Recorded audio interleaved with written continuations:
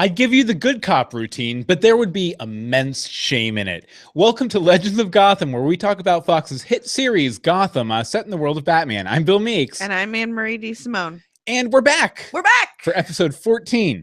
What's the 14th anniversary? I have no idea. I think it's like plastic wrap or by that foil, point, they're starting to get nice. Something like I'm that. gonna have to look now.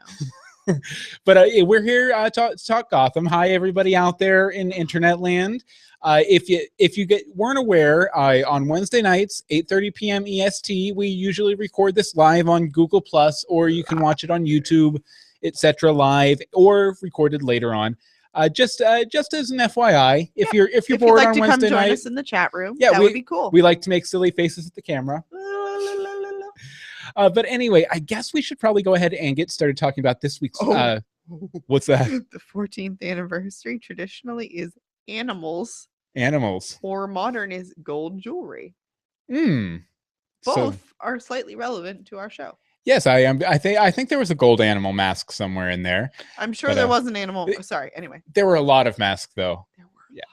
Wait, why don't you throw a few riddles our way, and then we'll get started talking about it. Well, riddle me this. Riddle me this. Riddle me that. All right. If business is war, then who is the victim? Asked Mr. Sionis. Nope. Sionis. Here, go ahead. Start again. Start again. Okay. If business is war, then who is the victim? Okay. Start again.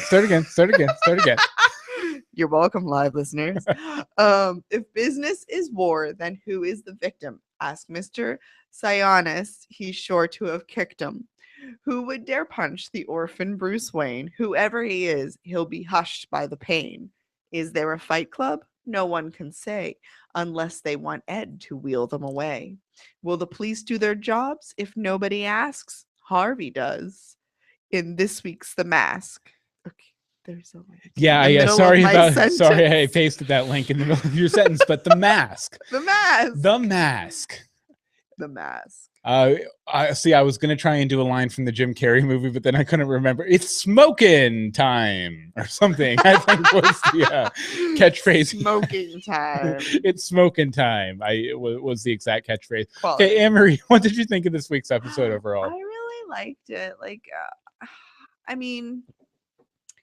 I wasn't too into the old Fight Club situation that we had going on. The main plot, you mean? Yeah, the main plot thing. Well, no, I don't really think that's the main plot. It's the Freak of the Week plot. Yeah. The main plot. Love it. Well, that's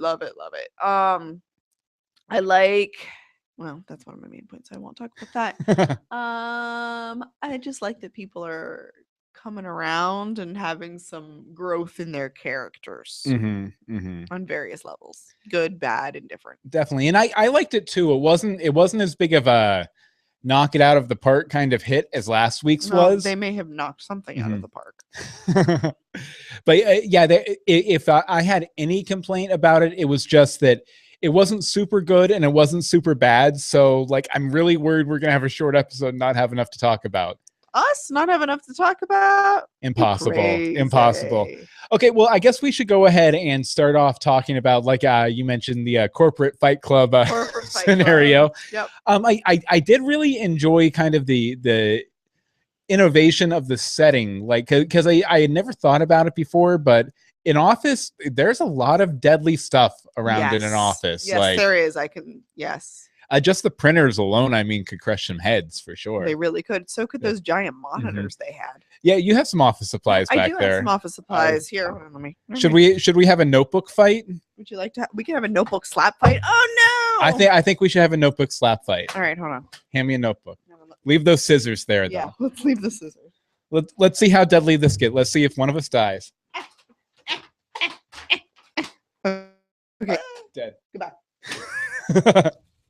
That's for the visual listeners. That's a reason you should watch us live, because we have notebook slap. Maybe it's because I'll start throwing index cards. Oh, paper cut. Oh, infected. Oh, dead.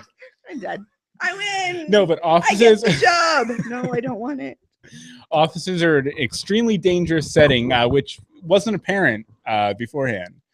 But I did enjoy Richard Sionis, who comic book fans might know. He wasn't the Black Mask as he exists right now, because I believe that's Roman Sionis, but this would be his father. So, and I think he wears a mask that looks more like a skull, like a black skull. And he's really in, again, like Richard in this episode, he's really into violence and stuff like that. But he uses the mask as more of a, like more like Batman does, you know, kind of like an intimidation factor, the cowardly and lot and all that kind of stuff. But on the opposite side of the law, right? But I liked him. He was a little bit cliched at points. He was not the strongest character.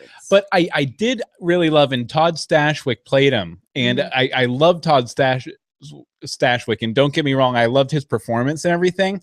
I just thought like some of his motivations, they just seem like kind of not as well written as some other characters we got so far. Yeah, even the Freak of the Weeks.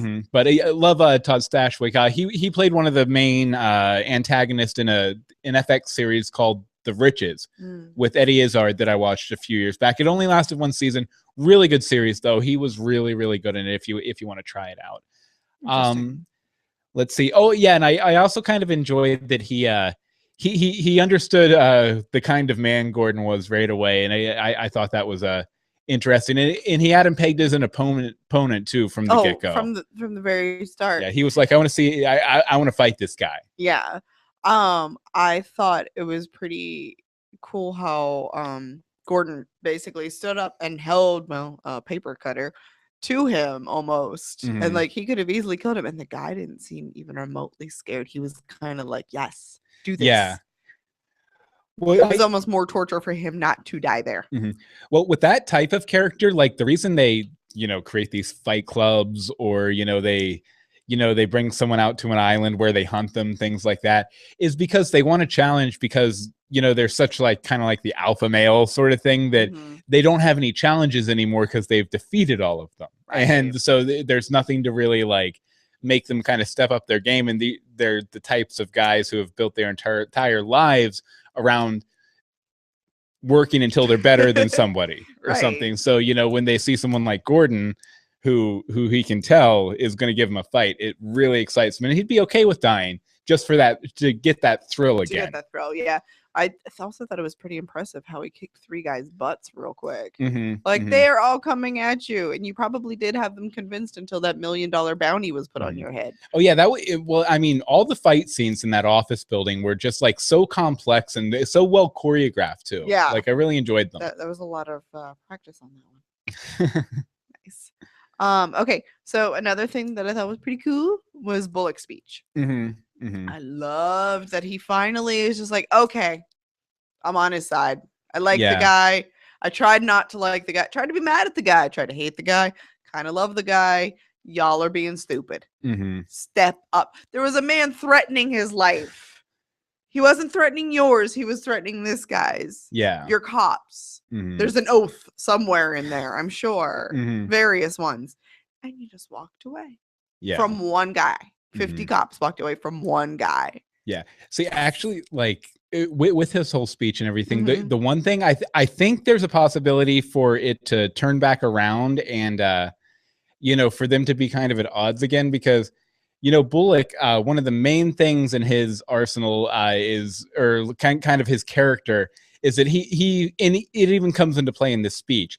He's a big respecter of the thin blue line, the brotherhood of police and stuff. Yeah. And Jim made it very apparent in this episode that he is not. He even says it was towards the end of the episode that he's going after the mayor, Falcone. Yeah, and every cop I know that's sturdy. Yeah. And so I think there's still some conflict left there, because Harvey is definitely on his side and getting on his side and everything, but I think there's still some sore spots. I'm sure there are going to be some sore spots, but you know what? He didn't actually have much of a reaction to that statement. It didn't surprise him.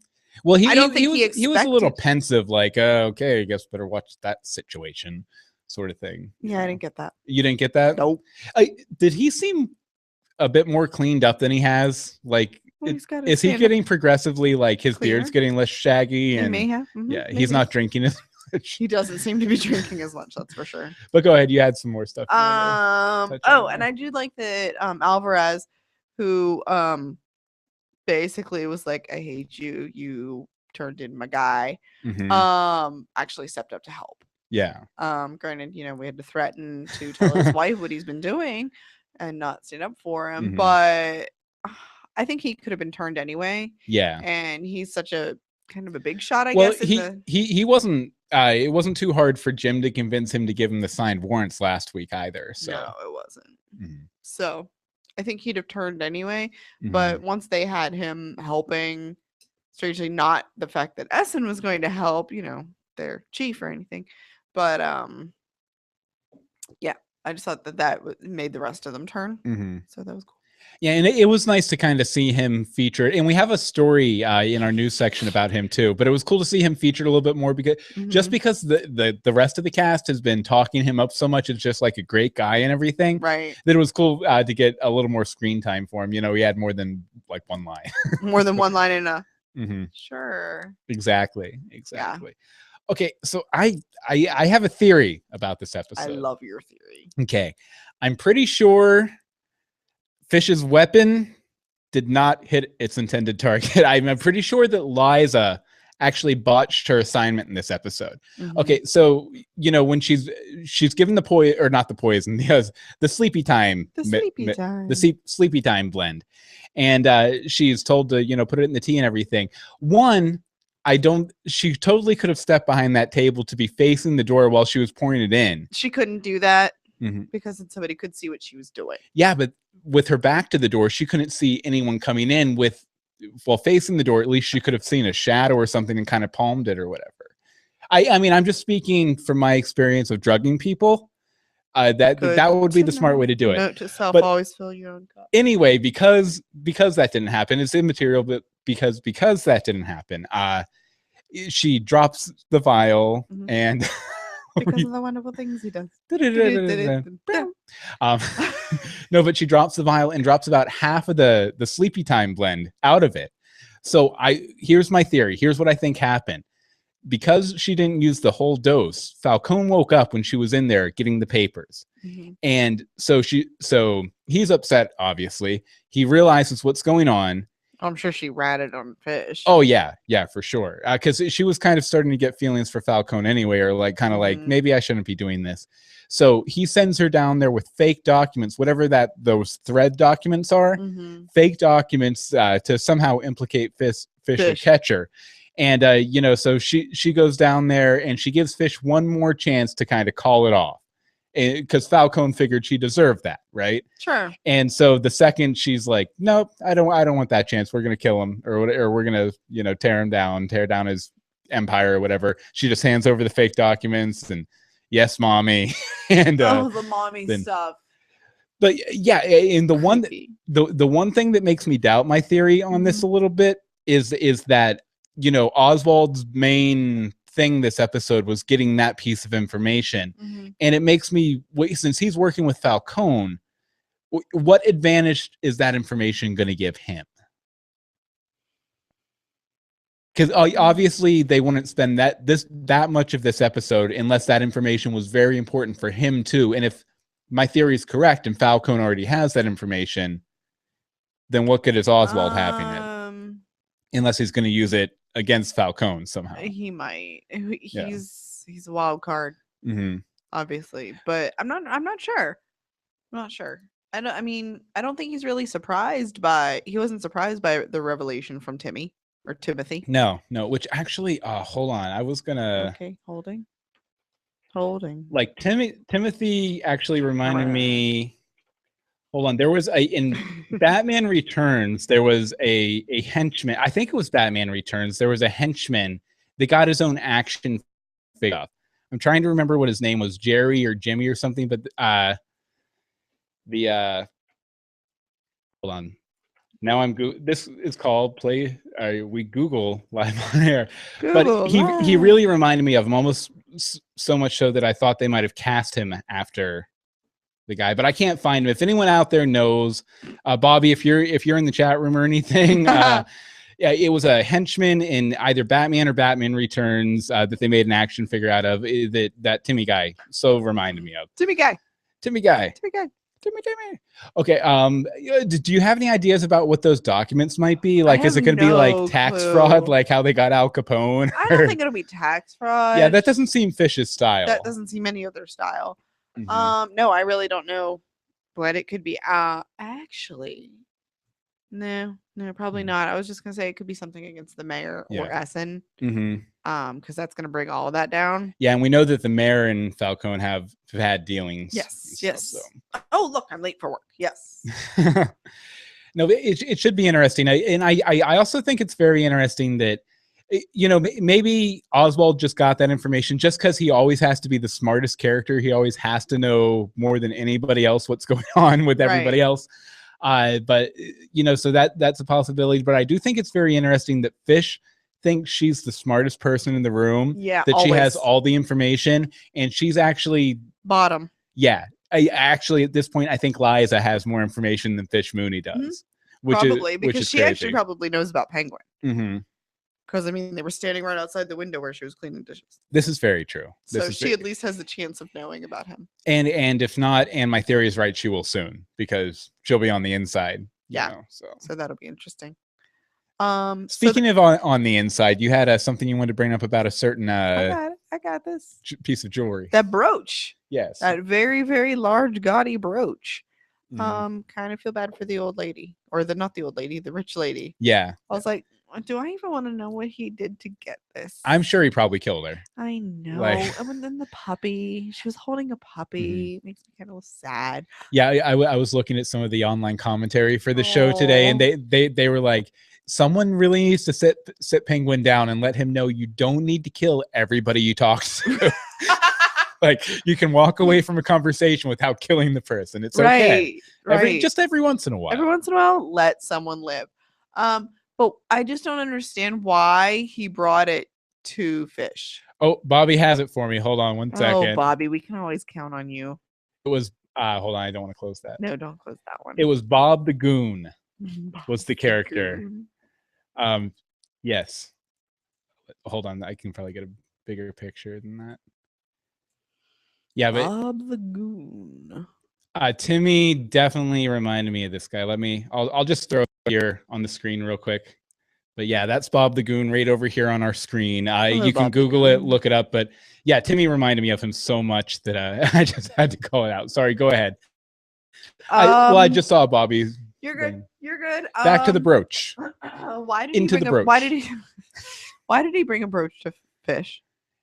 I don't know. Basically, he handed her a weapon and then seemed surprised when she stabbed him with it. Yeah, at first I thought maybe he was going to be trying to get back in her good graces. No, put a bug in there or something so he could listen in and hear what was going on. And it's possible that could still be the case, but obviously it didn't work. No.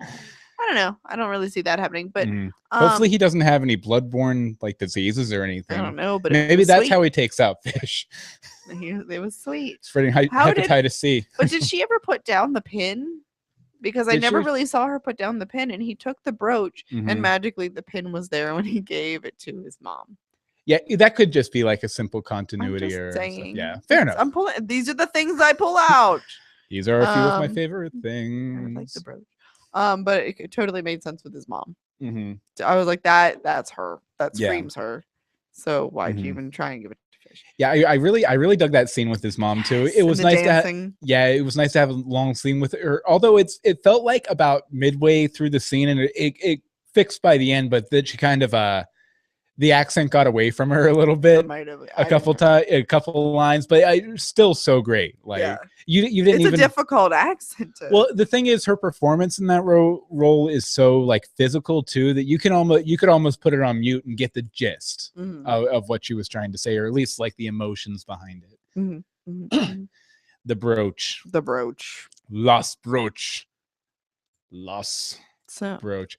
Okay, so I guess it's about time. Yeah, it's about time. Look at that Joker. Look at the Joker. He's a Joker. He's wearing tights. Woohoo, Joker. He's the Joker. It's the Joker. Okay, and if you don't know, look at this Joker. You can go to our website, legendsofgotham.com, and every week we put any clues or possible suspects or anything from the episode that might point to an eventual Joker on Gotham. See, we have the pilot here down through Selena Kyle, and we'll scroll all the way down here to this episode, and there's nothing in here for this episode because I didn't see one darn thing. No, not really. You know, you can always email us, legendsofgotham@gmail. Actually, you know what? You can actually go to this page and comment on it if you saw something, and we'll add it. We'll add it into the main section if you saw anything. But since we didn't have a Joker and we have this spot in the show, I figured I'd do a fake one and say Alfred, just as a segue to recommend one of my favorite short Batman stories called Whatever Happened to the... Oh, that's not it.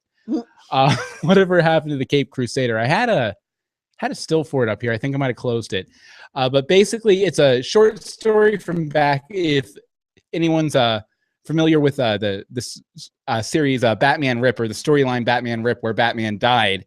They had Neil Gaiman come in and write a two-part story called Whatever Happened to the Cape Crusader, where all of Batman's rogue galleries and friends and everybody got together and each told their version of the Batman story. Mm-hmm. And it was kind of like one of those hippy dippies, like the power of an iconic figure like Batman sort of thing, which I love. I love those kind of stories. But the one that stuck out for me was the Alfred story, where basically the premise is that there were never any rogues. There was never a Joker. There was never a Riddler.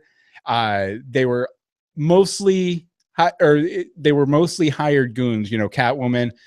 All the rogues were hired goons. Even Commissioner Gordon was a hired actor, but then the Joker was Alfred. Like he dressed up as the Joker and hired all these actors just so Bruce wouldn't have to face his parents' death.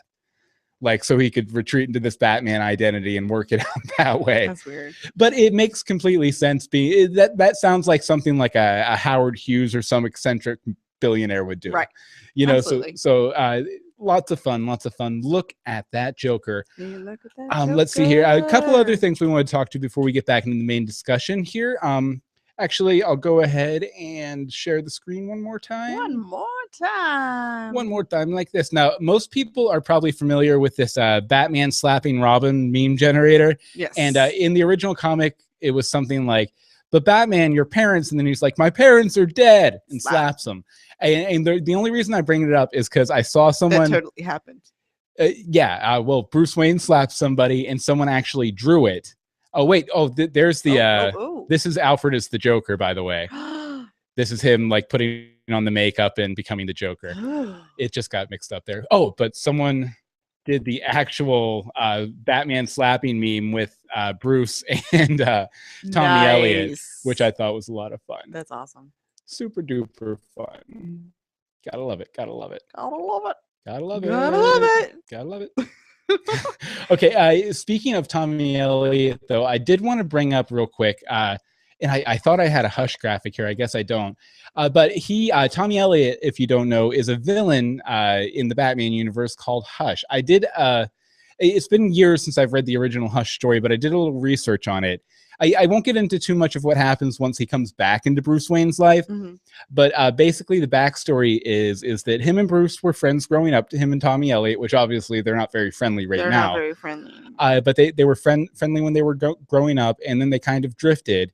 And basically, Tommy resented Bruce because Thomas Wayne, Bruce's dad, who was a doctor, saved Tommy's mother's life after a car accident when Tommy had cut the brake lines to kill his mother.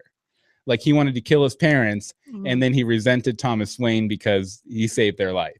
And then eventually he comes back and he becomes this Hush character whose main gimmick is basically kind of like he's a master of disguise. He can look like anybody. Like, he masquerades as all of Batman's rogues, his former Robins, all that kind of stuff. And the reason he has all the bandages on his face are because he constantly does cosmetic surgery. I think he even for the year that Batman was dead, he was Bruce Wayne for that year, like in the DC universe. Creepy.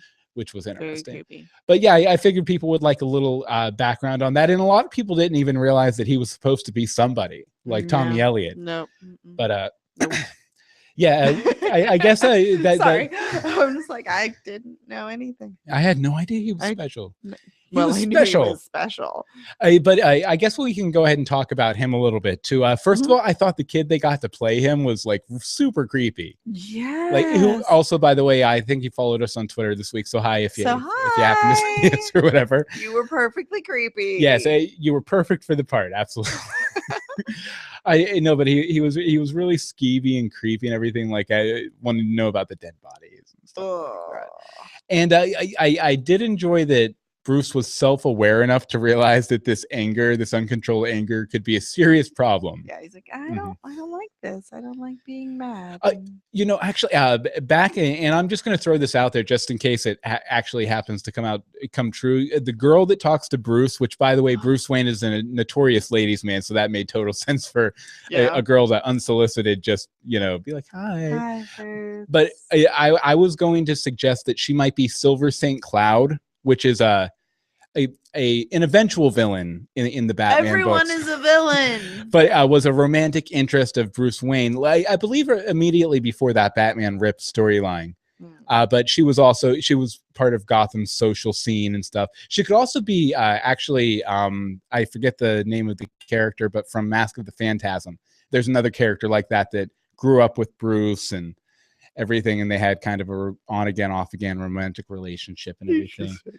But let's see here. I really enjoyed how excited Alfred got there at the end when Bruce asked him to train him. That was one of my notes. Was Alfred has like a little twinkle in his eye when he's asked. He just gets like so excited, like it is time. Master Bruce. Yes, I can teach you to fight. Yeah, I think he's more excited about Bruce fighting than Bruce is. Yeah, honestly. Yeah, Bruce is just trying to control everything. And I mean, really, in all of those scenes this week, Alfred was really a standout. Just like how ready he was to enable Bruce to do this. And I think that's probably going to end up being a theme this season. Alfred enabling Bruce. You're going to bloody school now. Start walking. Love that. Love that. I also really like the line he had, and you remember I let him try. What would you like for dinner? Pizza? Perfect. Oh, a perfect idea, Master Bruce, or whatever it was.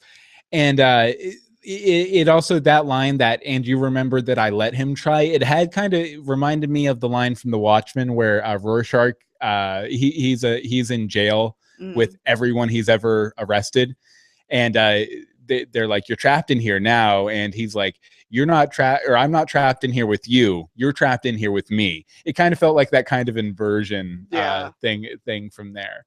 But you had some stuff you wanted to talk about Essen, right? I really like where she's going.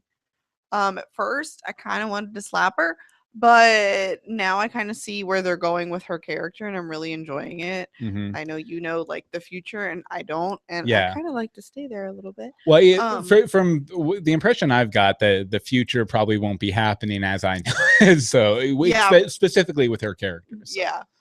Oh, really? Yeah, well, the future I know for her character, she marries Jim. Right. Yeah, but I don't see that not happening. Well, as of right now, I know that she's married right now. Well, Leslie Tompkins is supposed to be a love interest later on this season for Jim, based on what happened with him and Barbara this episode. I don't know if we have that. We do. We do. Okay. Think so. Please read my points. No, but I just liked she just seemed so confused that all this stuff is. She's like, why is this all happening now? Basically, why do I have to do my job now? And he's like, yeah, they just needed a spark. He's like, oh, the Wayne murders, and his look was.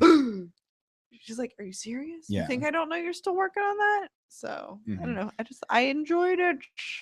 But it just seemed weird that she was so surprised that they were the spark. So. Yeah, I enjoyed her storyline. Like, I enjoyed the beats of her storyline. I didn't as much enjoy the execution of her storyline in this episode. It felt rushed, but it was functional. It got her where she needs to be, because obviously, and based on like trailers for next week and everything, I think we're going to start to see Jim building up Team Gordon, like, his go-to act team to kind of get Gotham back to normal. So Essen really needed, from what you were moved from this kind of like passive character who just is doing everything she can to avoid any trouble and just, make it to the end of the day, into somebody who would help Jim and be proactive in his mission and everything. So it needed to happen. But I thought it felt a little rushed. Like I don't know. It just felt a little like flat for me. But I mean, that could just be personal preference too. And I also thought it was interesting because, the way I was picturing this series, especially since it's kind of like tied to the whole procedural thing, is that it would be very kind of segregated episodes and with like an overarching plot that will kind of get touched on briefly every little bit and again. But it just impresses me how much little plot points, little things that happen carry on for episode and episode and episode. Like I was expecting it to be like an A-B plot where there's the A plot, the freak of the week plot line, and then there's the B plot, which is the overarching like series long story arc or whatever. But this is done more like comic book plotting where because when you're doing comic book plotting, you're telling a story for 30, 40, 50, 60 issues, whatever. You need to fill it out and spread it out more and everything. So generally they have like an A plot, a B plot, a C plot, and a D plot, falling down the line of like characters and then supporting characters and things like that. And I just think it's interesting that like, they're tying in so many little plot points and little events farther down the line, and then obviously they'll fall off as new ones come in. But I thought it reminded me very much of how comic books are written and should be written in series format anyway. Nice. No, I'm glad that you're liking the format more than you thought you would. Oh, definitely. Because you hate procedurals, and I live and die by them. I was like, hopefully the Batman mythology can keep me there, but no, I think you're good on the Batman mythology. I just sit here. Sorry, I'm so quiet tonight. It feels like it's like comic book day. So I'm just like la la la. Put on my elf hat. But yeah. So. But now you know. But the more you know. And knowing is half the battle. And knowledge is power. Exactly. I think we've covered them all. The little sayings. Little cliches. Okay, so are you done? Are you? Okay, so Fish's mom. Can we talk about her for a minute? Yeah, Fish's mom. You mean the person the old lady singer in the story? Yeah, nope, the old lady singer.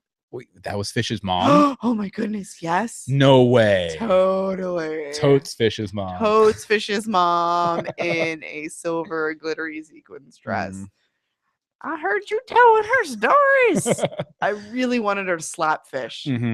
Because if anybody can slap Fish, it's her mama. See, I one thing I noticed was the song she was singing. The lyrics were basically, "If I die, ain't nobody's fault but mine." Kind of felt like foreshadowing for Fish. Because, right now Fish Mooney's backing herself into a situation where her pride is going to get her killed. Because she's so convinced that she's completely and totally awesome, which I'm sure is how she would put it.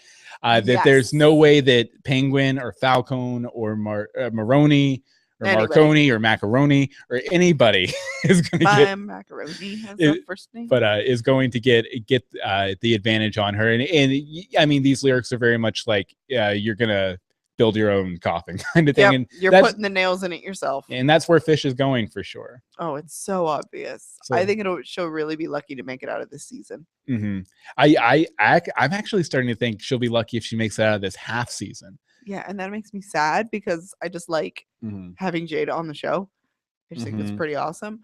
But I saw there were a couple people I saw talking about her on Twitter today who were talking about how they thought she was one of the most dynamic original characters created for the Batman universe in the past 30 years, like since Batman the Animated Series. Interesting. And I mean, if we can get like a handful of characters like that are just like so good that they have to live on past the show, I'd call Gotham a win for the legacy of Batman anyway. I think already is. Because I mean, that's what we got out of Batman the Animated Series. Well, I mean, we got a lot of great stories, and then we got like 3 or 4 characters like Bullock, Montoya, and stuff like that. Okay. So. Again, more mythology today. Yeah, it's very mythology heavy. A little bit. It's okay though. But basically, I just want to see more of her mom. I don't know. I mean, she's not going to rat out her daughter, but who knows? Yeah, you kind of have to wonder what the real story is too, since that was obviously a very fake story. Yeah. And like, why is Fish really the way she is? Exactly. Yeah. What really happened? Mm-hmm. So yeah, there's that. I'm gonna guess. I don't know. She lost a favorite pet or something. Classic villain origin story. Speaking of villains, I just would like to point out that Bobby. And if you guys don't know, we also host a podcast about the ABC show Once Upon a Time called Greetings from Storybrooke. And Bobby Hawk, who's in the chat, listens to both shows, and he says, in Storybrooke, everyone is related, and in Gotham, everyone's a villain. I like that. Okay, let's see here. Speaking of villains, Edward Nygma gets another little blip here, and I think I'm starting to get where they're going with him. Basically, there's a couple aspects of it. One is his obsession with being right.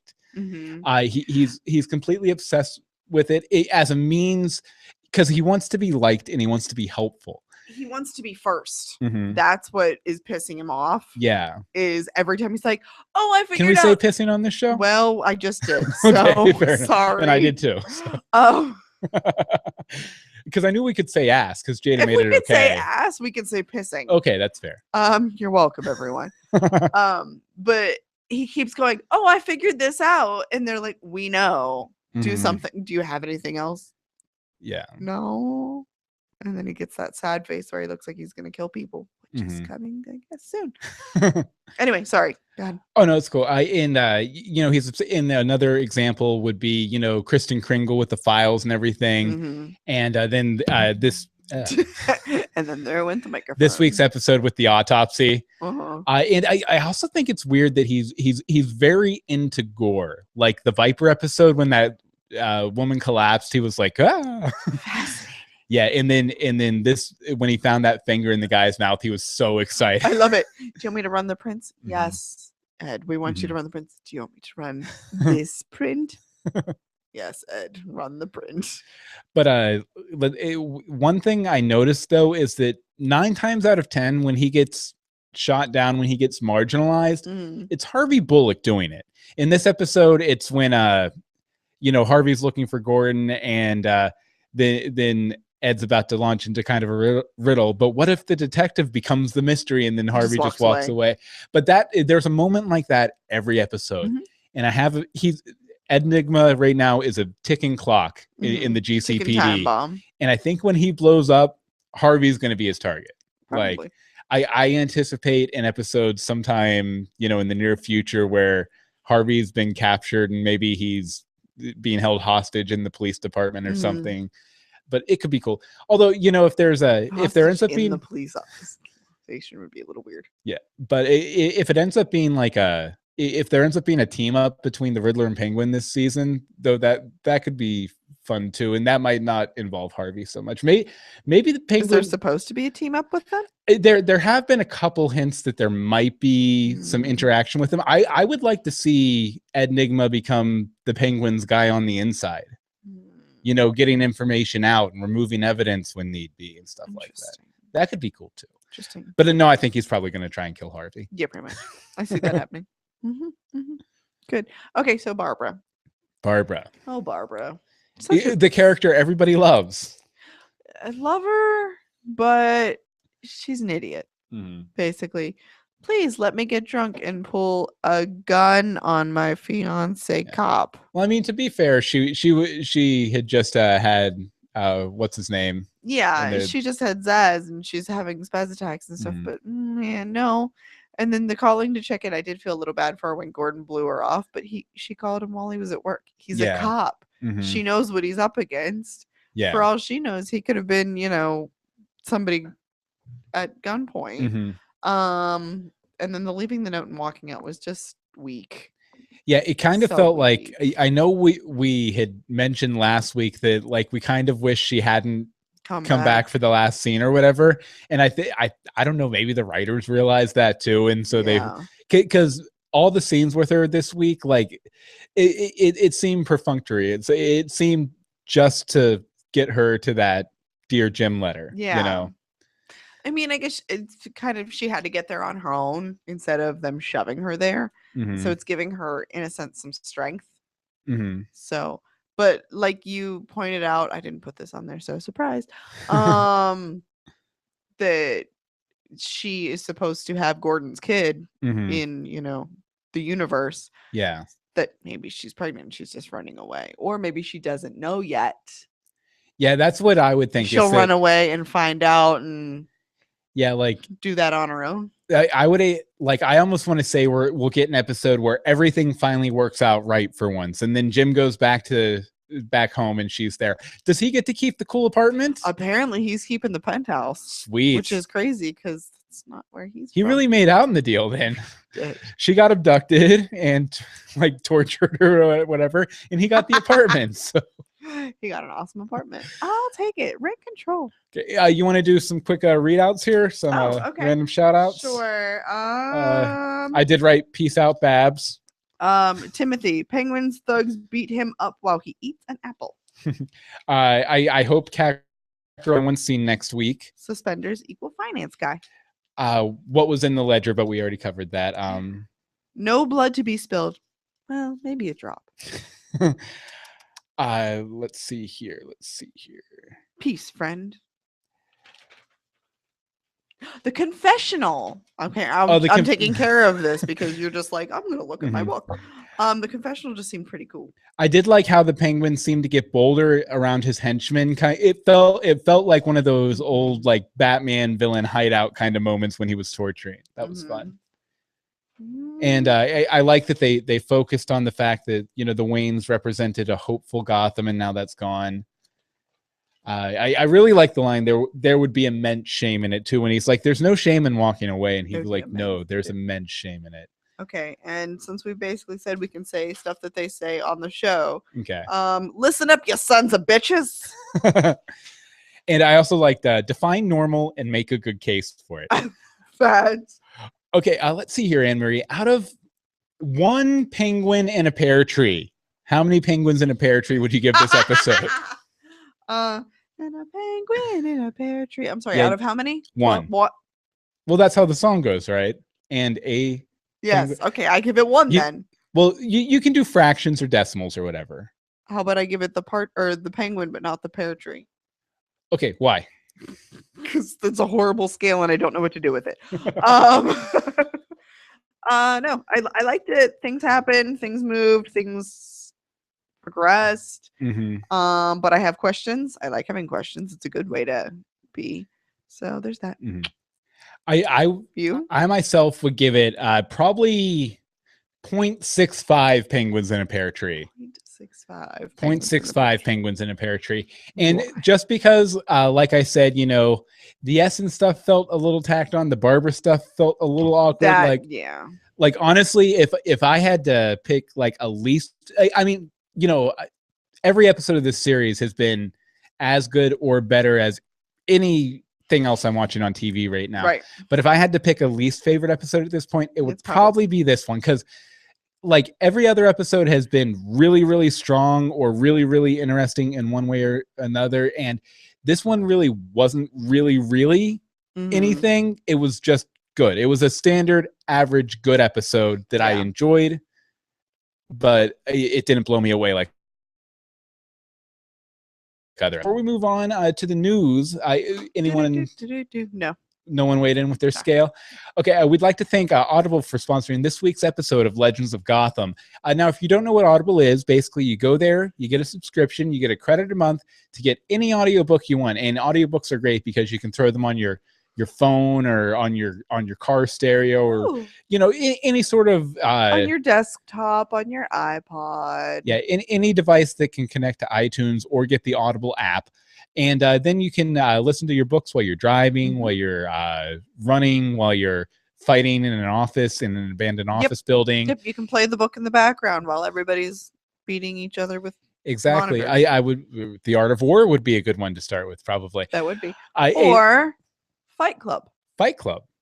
Yep, that's right. I'm jumping you. Oh, yeah. Well, we do like to usually give you a recommendation for your free audiobook credit that Audible's offering you today. So you wanted to recommend Fight Club? I think. Well, I mean, Fight Club just makes sense, doesn't it? Yeah, it does. It does pretty much. So yeah, I'm sure we all know Fight Club, but basically, guy he's just trying to like change his life, and all of a sudden puts together this underground group of like bloody boxing, gross basements, dive bars. Yeah. So it's exactly what we saw. Interesting connection between Fight Club and this week's episode. What? Okay, so this week's episode had a Fight Club motif. Yeah. In the movie Fight, Meatloaf was one of the actors. Okay. And Meatloaf's songwriter actually wrote an entire operatic stage musical based on Tim Burton's 1989 movie Batman. There's a couple. There's a Joker. That was insane. There's a Joker song out there. I know there's an MP3 of it somewhere of a song from the stage musical of Batman that's amazing. You need to check it out. But you should also check out Audible because they're offering a free 30-day trial, so you can pick up Fight Club or any other book. And they even have like radio plays, stage play, or radio plays, dramatized fiction, all that kind of stuff. And they're going to give you a free credit to check it out. All you have to do to get your free credit is go to audibletrial.com/Gotham. Again, that's audibletrial.com/Gotham for your free audiobook where you can check out the service. No harm, no foul. If you want to leave after that, you're good. Yep. So thank you, Audible, for sponsoring this week's episode of Legends of Gotham. Am I bothering you? Oh, no, you're good. Okay. You're just like, oh, okay. So, well, you interrupted me and it completely threw me off, but it's okay because we're back into the main routine now. So now on to the news. News. Okay, first off, the ratings. Now it did dip a little bit. They got a 6.4 million viewers, a 2.2 share, which means it dipped 5% and 7% respectively. Again, still pretty much winning the night as far as like drama concerns. So awesome. I don't think they're worried. Nah. Okay, next up, we're going to take a look here at the promo for this week's episode, Harvey Dent. Now, we never play it on the show anymore because we don't want to get taken down from YouTube, but we will describe it to you as we watch it. So enjoy this dramatization. Here we go. Fox City. Monday. Pool. Watch. Bruce is swimming in a pool with a watch. Catwoman's there. Some boxing. And Harvey Dent. I've never heard that name before. Nope. I have no idea. For some reason, half his face is always in shadow. I don't understand why. I like that they go into Arkham. They do. That's pretty cool. And it looks like we might even get a little peek into the dark side of Harvey Dent. Yeah. And then exploding things. And it's followed by Sleepy Hollow. In case you didn't know. Sleepy Hollow. Sleepy Hollow. But no, it looks like a really good episode. Yeah, it looks good. For sure. Okay, and then we just have a couple news stories here to finish up with. I'll go ahead and share the screen here. First off, in an interview with Ben McKenzie, he suggested that we might be seeing the Flying Graysons this season. And what's a Flying Grayson? More mythology stuff. Oh, goody! No, but the Flying Graysons, they're the mother and father of Robin, Dick Grayson. They're circus performers who tragically die on a trapeze. Oh, fantastic! And then Bruce Wayne adopts little Dick Grayson, and they call him little Dick Grayson. And then he eventually becomes Robin and everything. But it says here that we might actually get to see them this season on Gotham. And I would assume maybe Mrs. Grayson might be pregnant or something like that. Or they might be talking about, hey, maybe in a couple of years we'll have a baby. Yeah, let's try that. Something like that might be a little. I don't know. Because let's say Batman's 28 when he's like Batman, and he adopts Robin. That's in 10 years. No, because he's 14 now? Okay, on the show. 14. So I don't know, it still seems rough. So another 14 years he would be 28, and then that would make Robin 14. That's about right, probably. Okay, and another thing I thought people might, especially if you're into Victoria, who's playing Renee Montoya on the show. And as you know, we are. But of course, he can't pull her up for me to pet her again this week. I can't. I will in a minute. Yay! But we are getting a new 2-issue Renee Montoya question miniseries. Awesome. It's part of DC's Convergence a series of miniseries that they're using to cover their series of miniseries. Yeah, they're interconnected miniseries. Basically, Brainiac has been storing a bunch of DCU multiverse cities on his ship, including the pre-New 52 versions of all the characters, which includes Renee Montoya Question, who hasn't been seen since the New 52 and all that kind of stuff. Interesting. So there's going to be a 2-issue miniseries, and it's by Greg Rucka, who did Gotham Central and did I believe the Batwoman series for a while. So he writes for women. Yeah. Good. And crime and stuff like that. But here, I think and it's just going to be called Question. And the plot line is Two-Face is fighting another world's Harvey Dent, and it's up to Renee Montoya as the Question to help him beat the odds. So that should be good. There's also, I'm just a huge Superman fan, so I figured I'd throw this in there. Of course. They're going to be doing a new post-crisis Superman book, and there's Victoria for Pet. And it's basically going to be the day Superman and Lois have their baby, which I'm very excited about because I felt that the post-crisis Superman did not get a good farewell before the New 52 started. So I'm very excited to see that happening. And here, Anne-Maria, you want to tell people about this last story here? Alvarez, who we've talked about significantly. He's actually a cop. Mm-hmm. The acting is a side gig. Yeah, and he did feature a lot this week. He was featured a lot this week, so maybe he took some time off. Because this is a cool thing. I guess what it is when he was younger, he did musicals and stuff in high school. Then he joined the military and was like in Operation Iraqi Freedom and all that. Well, not good stuff, but you know what I'm saying.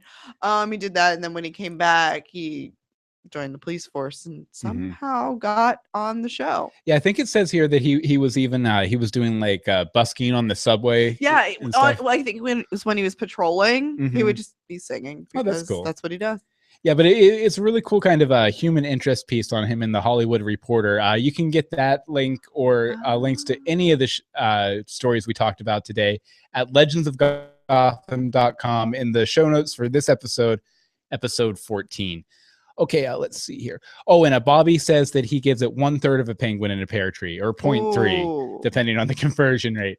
Okay, we'll wrap up here with some feedback. We didn't get a lot of feedback this week. Did you not love us? I know. Please talk to us. See, what we tell you to do every week is after you're done watching Gotham, you should go to your computer.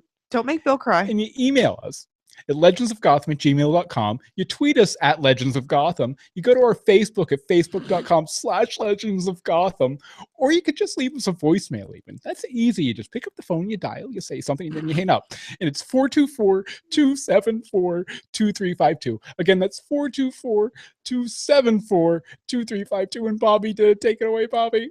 Hey, Bill and Anne-Marie, it's Bobby. Bobby. I'm kind of back and forth on this week's episode of Gotham. There were some things I liked. I like the growing dynamic between Bullock and Gordon and the whole speech Bullock had to give to the precinct to rally the troops to save Gordon. I thought was a nice touch. I like what they're doing with Penguin, of course. I am happy that they've progressed this storyline as rapidly as they have thus far. But there was just a lot of things about this episode I did not like. I do not like Fish Mooney. I've been very candid about that. Barbara Gordon, I had no problem with before, but for some reason, these past few episodes, she's just been grating. It's Barbara Kane, by the way. Like the writers don't even know what they want to do with her character. She's just contradicting herself from episode to episode, and do not like it. And then the worst part of the episode for me was the villain this week. They just seem to be getting sillier and sillier. The businessman who reads the Sun Tzu's Art of War is a tired old cliche. Yeah, it's like straight from the 80s. Yeah. That's why I even name dropped it during the Audible 80s ad. Yeah. Carry it one step farther was just a bit too silly for my taste. But the shining star or shining moment of this episode would be the scenes with Bruce and Alfred. I thought it was great. We all knew that there was going to be at some point that Bruce would be lashing out at a bully or something like that. But to see what happened and to see Alfred's reaction and more or less that he's going to be training him, I think it's just awesome. But unfortunately, those great scenes were not enough to save this week's episode for me. So hopefully next week's episode will be better. Thank you very much, Bobby. Yeah, sorry you didn't like it as much. I know. It's always sad. It is sad when others don't enjoy what we do. But it does make me happy when people call in, leave the voicemail. Actually, wait a second. We got one more from Patrina. Hey, Patrina. Hi, Anne-Marie and Bill Meeks. This is Patrina. I was just calling in to say I love your podcast and this show, Gotham, and had a question. If you wanted to be any DC comic or Marvel character would it be? All right. I think I cut her off. I cut her off, but I don't want to play it. Hi, Amber. All right, bye. There we go. You got to get the bye. Okay, Anne-Marie, why don't you answer this one first? Okay, I don't know. You don't know? I don't know. You can't think of any hero or villain in DC or Marvel you'd want to be. You know enough of them. I do know enough, but I don't know necessarily that I want to be any of them. Okay, what character on Gotham would you want to be? Yeah. Catgirl? Yeah. Fair enough. Fair enough. Okay, and as for me, Patrina, good question, by the way. I'm going to go with my stock answer, since you gave me the option of DC and Marvel, for my ultimate superhero, which would be all the powers of Superman, plus, from Marvel, Spider-Sense. So he could always tell if someone was watching him change from his secret identity to his superhero identity. Okay, let's see here. Thank you for calling in. Yes, thank you very much, Patrina. You guys saved us because no one called in this week. No, it was a pretty slow. Yeah, it was rough too because I was going to try and get the writer of this week's episode too, but he had a cold, so he couldn't really call in. Did he? Yeah, so he couldn't leave in.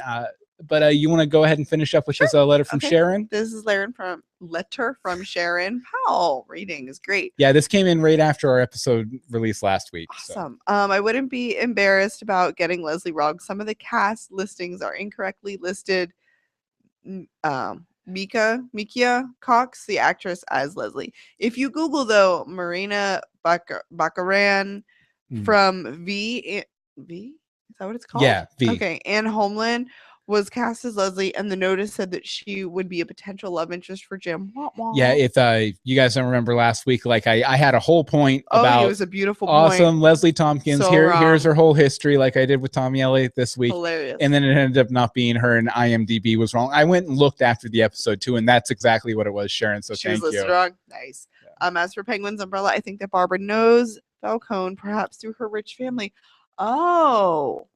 That makes sense. That's a great point, and that's why she thought she could plead for Jim's life.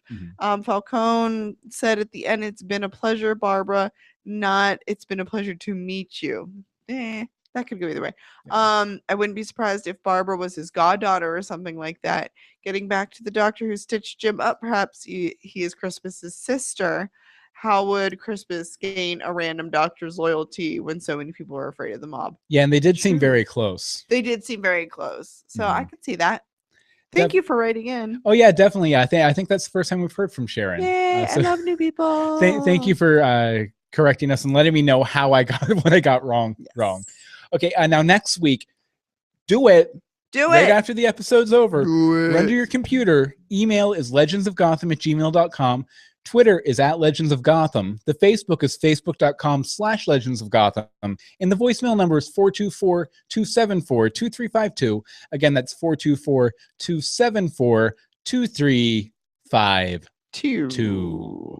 Okay, Anne-Marie, where can people find you online? You can find me on Twitter @DeSimone, or you can find me on my blog's Twitter @CCHCblog, crunchycrafty.com. Excellent. And as for me, you can follow me on Twitter @Bill Meeks. You can follow me on Google+, google.com/+BillMeeks. That's a good one to follow because that's where we do all these live recordings every Wednesday night at 8:30 p.m. EST.